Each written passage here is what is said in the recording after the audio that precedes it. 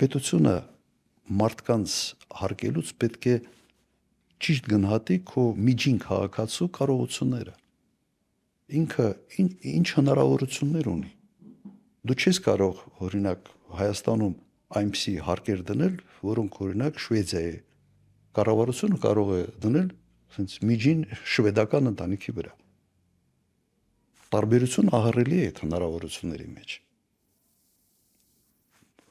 Դու չես կարող հարկային բեռը այնքան ավելացնել, որ քո քաղաքացին չի կարող այլևս դա մարսի։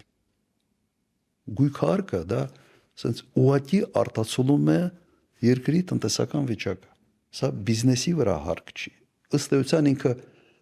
հարկ է, որը մի քայլ ասենց տնտեսական մի ցիկլից հետո ինքը արտացոլում է նաև բիզնեսի վրա, բայց գույքը հարկը ամեն Հայաստանի ամեն մի քաղաքացու վրա դու հարկ ես դնում հաշվի չառնելով իսկ այդ մարդու հնարավորությունները ինչպեսին են։